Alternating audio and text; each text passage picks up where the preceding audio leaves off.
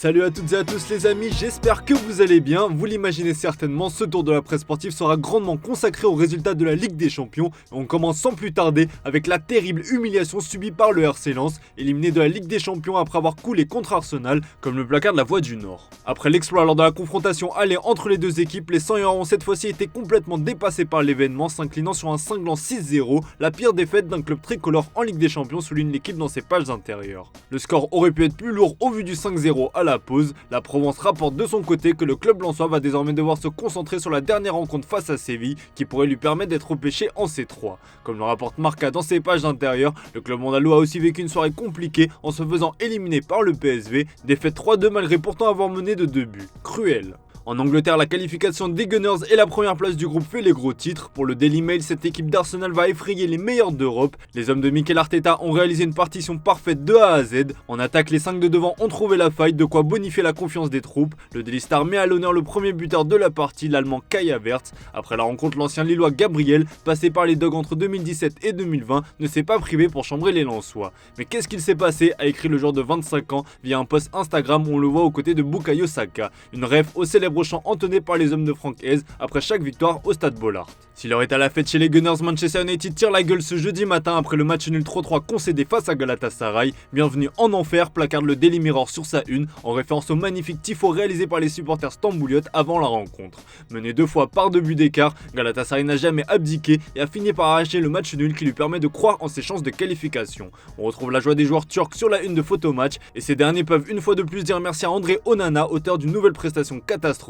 Auteur d'une grossière erreur sur le second coup franc de Ziyech, le portier n'est pas non plus exempt de tout reproche sur le premier. Le Daily Star et le Daily Mail se payent le gardien camerounais qui multiplie les bourdes depuis son arrivée. Recruté contre 55 millions d'euros en provenance de l'Inter l'été dernier, Onana commence à épuiser tout son crédit. Ce match nul condamne Manchester United à réaliser un exploit face au Bayern Munich lors de la dernière journée pour espérer se qualifier. Rien n'est joué dans ce groupe alors que le Bayern a concédé un triste nul face à Copenhague. Bild rapporte que Manuel Neuer a sauvé le point du match nul pour des Bavarois bien décevants. On continue ce tour des résultats en Espagne avec le Real Madrid qui s'est assuré la première place de son groupe en remportant le choc face à Naples, victoire sur le score de 4-2. L'inévitable Jude Bellingham a encore scoré, mais il a partagé l'affiche avec un autre joueur. Si l'anglais est le présent du Real Madrid comme le rappelle le journal AS, l'avenir se nomme Nico Paz. Le fils de Pablo Paz, ancien international argentin, a inscrit le premier but de sa jeune carrière pour le Real Madrid d'une frappe lointaine qui a trompé Meret. Le journal Marca met à l'honneur le jeune joueur de 19 ans qui a expliqué après la rencontre avoir été en mode automatique. J'ai osé, j'étais en mode automatique. Je ne savais même pas ce que je faisais et j'ai frappé. Mes coéquipiers étaient plus heureux que moi, l'entraîneur et le staff m'ont félicité, nous sommes un groupe incroyable et je tiens à remercier tout le monde, a-t-il déclaré après le match.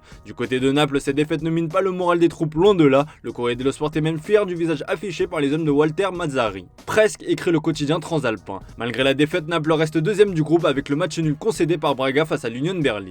Chez l'autre représentant italien, l'Inter a vécu une nuit de folie comme le relaie la Gazzetta dello Sport dans son édition du jour. Le vice-champion d'Europe en titre a réalisé une incroyable remontada face au SL Benfica pour accrocher le match nul 3-3. Dans ses pages d'intérieur, le célèbre journal au papier rose considère ce nul presque comme une victoire. En revanche, au Portugal, le journal Record évoque une grande tristesse malgré le triplé de João Mario. L'Inter jouera la finale de son groupe face à la Real Sociedad lors de l'ultime journée. Les deux équipes se partagent la tête du groupe avec 11 points. De son côté, le SL Benfica devra l'emporter par 3 buts d'écart à Salzbourg pour espérer se qualifier en C3. Allez, on termine ce tour de la presse sportive avec une information mercato qui concerne le FC Barcelone. Le facteur X du club catalan cette saison, c'est certainement João Cancelo. Le latéral droit ultra polyvalent l'a encore prouvé lors du match face à Porto, qui a permis au Barça de décrocher sa qualification pour les phases finales de la Ligue des Champions. Une nouvelle prestation de haut vol de la part du Portugais qui a définitivement convaincu le board catalan de le recruter. C'est même la priorité comme le placarde le Mundo Deportivo. Au Barça, la volonté de signer le joueur de 29 ans est totale, mais les dirigeants n'ont pas encore parlé avec Manchester City. Selon le média espagnol, le Barça va tenter de faire baisser son prix à 25 millions d'euros alors que le joueur est toujours sous contrat avec les Citizens jusqu'en 2027. Le club anglais valorise de son côté son joueur à près de 50 millions d'euros.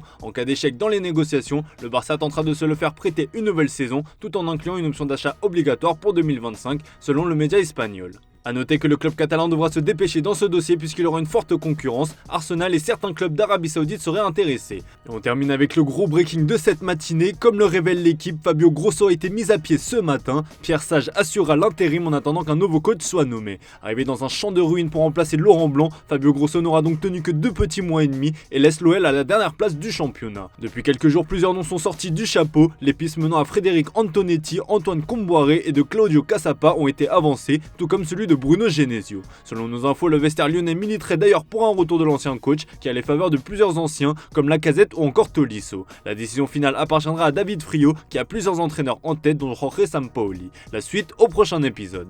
Voilà les amis, c'est tout pour ce matin, merci pour votre fidélité, excellente journée. Comme d'hab, on se retrouve tout à l'heure pour le traditionnel JT Foot Mercato.